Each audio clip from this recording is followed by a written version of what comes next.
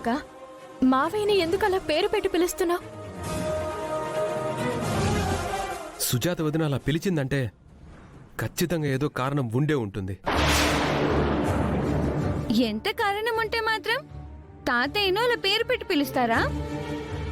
నువ్వు ఆమెకు ఎలా సపోర్ట్ చేస్తున్నావు బాబాయ్?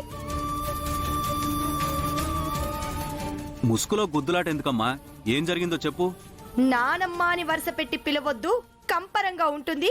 పెద్దమ్మ గారు అని పిలవమని అక్షయ్తో అంటుంది ఈ పెద్ద మనిషి.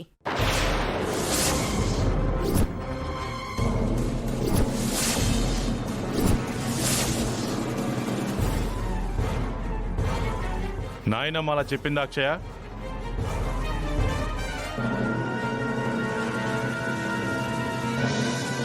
చెప్పింది, నేను సాక్ష్యం.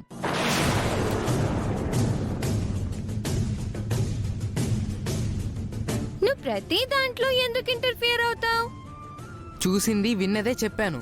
తప్పేమని చెప్పు. రే, ఇంక లాభం లేదురా. నీకు రిటర్న్ ఫ్లైట్ వేయాల్సిందే. గ్రానీ దగ్గర పద్ధతులు నేర్చుకోమని డాడీ ఇక్కడికి పంపించారు కదత్తా. మరి గ్రానీ ఇలా ఎందుకు ప్రవర్తిస్తుంది? గ్రానీ దగ్గర నుంచి ఏం నేర్చుకోవాలి? చిన్నోడువైనా పెద్ద మాట అడిగావురా బాబు. నువ్వు నోరు మూసుకుంటావా? లేకపోతే బయటికి గెంటుతావా ఏంటి? ఒకప్పుడు శౌర్య అందరిని పేర్లు పెట్టి పిలిస్తే వరసలతో బంధుత్వాలతో పిలవమని నేర్పించావు కదా. మరిప్పుడు అక్షయ్ని ఎందుకలా పిలవమంటున్నావు?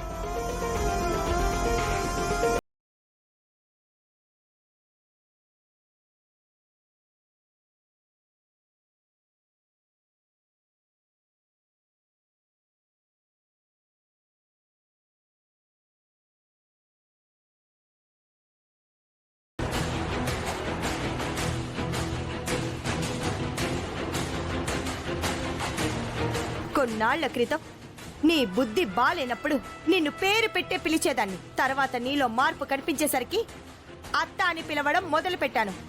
మళ్ళీ పాత రోజుల్లోకి వెళ్ళిపోదామంటే చెప్పు, వెళ్ళిపోదాం.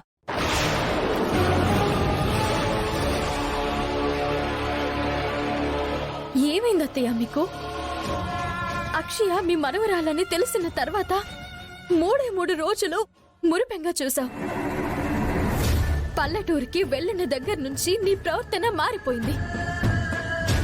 అక్కడ ఏదైనా జరిగిందమ్మా? లేకపోతే ఎవరైనా ఏమైనా చెప్పారా?